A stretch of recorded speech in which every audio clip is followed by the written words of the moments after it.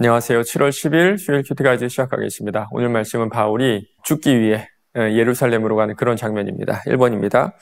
두로의 제자들이 바울에게 권면한 것은 무엇입니까? 4절입니다. 제자들을 찾아 거기서 이래를 머물더니 그 제자들이 성령의 감동으로 바울더러 예루살렘에 들어가지 말라 하더라. 좀 의아한 내용이죠. 좀 앞구절에 보면 이런 내용이 있습니다. 20장 22절이에요. 보라, 이제 나는 성령에 매여 예루살렘으로 가는데 거기서 무슨 일을 당할지는 알지 못하노라. 성령께서 바울에게 예루살렘으로 가라 말씀하시죠. 그런데 예루살렘을 가는 도중에 만난 제자들은 성령의 감동하심을 입어 바울에게 예루살렘으로 가지 말라 그런 얘기를 하고 있죠. 사실 바울은 다 알고 있었습니다. 그 다음 절인데요. 오직 성령이 각 성에서 내게 증언하여 결박과 환난이 나를 기다린다 하시니, 구체적으로 어떤 일인지는 알지 못하나 바울은 이미 알고 있었습니다. 결박과 환난, 예루살렘으로 가게 되면 결박과 환난을 겪게 된다는 것을 알고 있었어요. 그리고 하나님께서는요, 그 과정 가운데, 그 여정 가운데 그 환난이 무엇인지, 그 결박이 무엇인지 구체적으로 알려주고 계시는 겁니다. 맞습니다. 우리 주님께서는 바울에게 직접 알려주시는 것이 아니라 예루살렘으로 가는 길에서 만난 제자들에게 어떤 환난, 어떤 결박이 있을 것인지 하나하나씩 조금씩 알려주고 계심을 알 수가 있어요. 맞습니다. 제자들에게 성령이 말씀하시는 것은요, 바울을 보내지 마, 바울을 예루살렘으로 보내지 마, 이게 아니라 바울이 예루살렘으로 가서 겪게 되는 그런 어려움들이 있잖아요. 그런 것들을 말해주고 있거든요. 바울을 사랑하고 또 아끼는 마음에서 가지 말라고 말하는 것은 어쩌면 인간적인 모습에서 좀 당연한 것이 아닌가라는 생각이 들어요. 2번입니다. 아가보의 선지자가 전한 예언은 무엇입니까? 11절입니다. 우리가 와서 바울의 띠를 가져다가 자기 수족을 잡아매고 말하기를 성령이 말씀하시되 예루살렘에서 유대인들이 이같이 이 띠 임자를 결박하여 이방인의 손에 넘겨주리라 하거늘. 사도행전 11장에 보면 아가보가 기근을 예언하는 그런 장면이 나오는데 바로 그때 그 아가보입니다. 그 아가보가 바울과 그 일행들 그리고 제자들과 함께 머물고 있는 그 자리에 찾아와서 어떤 연극을 하듯이 좀 생생하게 바울에게 무엇이 일어날지 알려주거든요. 먼저는 바울의 띠를 가져다가 수족을 매죠. 그리고 유대인들에 의해 이방인들의 손에 넘겨진다고 합니다. 맞습니다. 아가보는 바울이 당할 결박과 환난을 조금 더 구체적으로 보여주고 있습니다. 바울이 곧 체포를 당하게 될 것이고 그 상태로 로마의 법정에 서게 될 것이다 라는 예언이었어요. 3번입니다. 아가보 선지자의 예언을 들은 그곳 사람들과 바울의 반응은 어떻게 다릅니까? 조금 긴데 제가 읽겠습니다. 12절 13절입니다. 우리가 그 말을 듣고 그곳 사람들과 더불어 바울에게 예루살렘으로 올라가지 말라 권하니 바울이 대답하되 여러분이 어찌하여 울어 내 마음을 상하게 하느냐?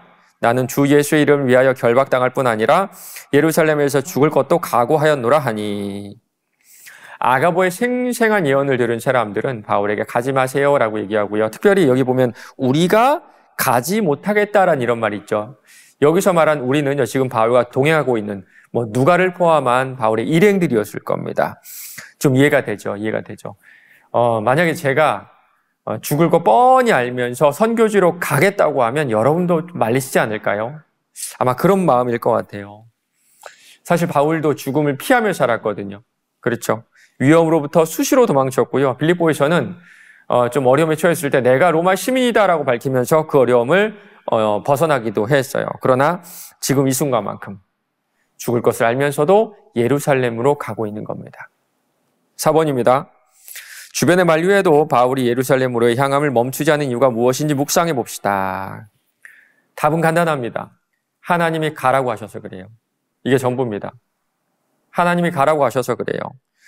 하나님께서 이제는 결박과 환난을 피하지 말고 그것을 당하고 죽으라 말씀하셨기 때문이에요.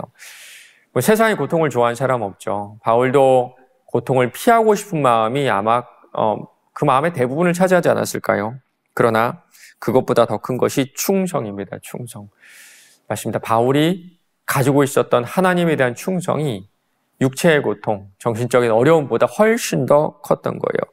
성경은 이런 믿음을 세상이 감당치 못하는 믿음이라고 소개하고 있죠. 우리는 죽으면 다 잃는다고 생각하는데 사실 죽음은요, 우리가 잃을 수 있는 것 중에 하나일 뿐입니다. 죽음을 생각하면 두렵죠.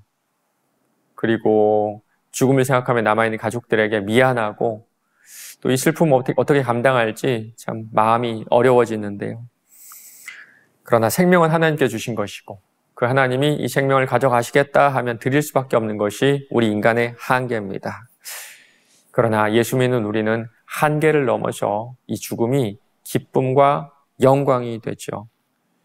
우리가 죽음을 넘어선 그날 우리는 예수님처럼 온전해지며 영원한 기쁨과 영원한 만족 속으로 들어가게 됩니다. 이 사실이 바울이 예루살렘으로 가는 그 걸음을 계속하게 하지 않았을까요? 5번입니다. 지금 내가 사명을 온전히 감당하지 못하고 있다면 그 이유는 무엇입니까? 방해 속에서도 사명을 감당하기 위해 결단해야 할 것은 무엇인지 생각해 봅시다. 저는 딱 하나라고 생각합니다. 내 마음 가운데 말씀을 간직하고 있느냐? 말씀을 간직하고 있느냐? 그렇지 않느냐? 바울은 성령께서 주시는 말씀을 마음에 품고 살았죠.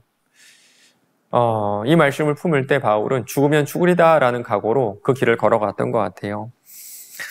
여러분 어떠세요?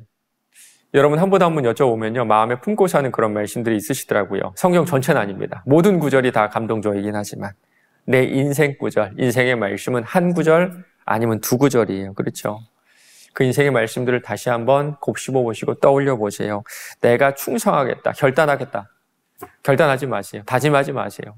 되지 않는 일입니다. 그저 내게 주신 그 인생의 말씀을 내 가슴 속에 간직하고 품어보세요. 그 말씀이 우리를 사명의 자리로 인도해 갈 겁니다. 오늘 하루도 내게 은혜 주셨던 그날 그 말씀을 기억하며 사명의 길을 걸어가시는 저와 여러분 되시길 바랍니다.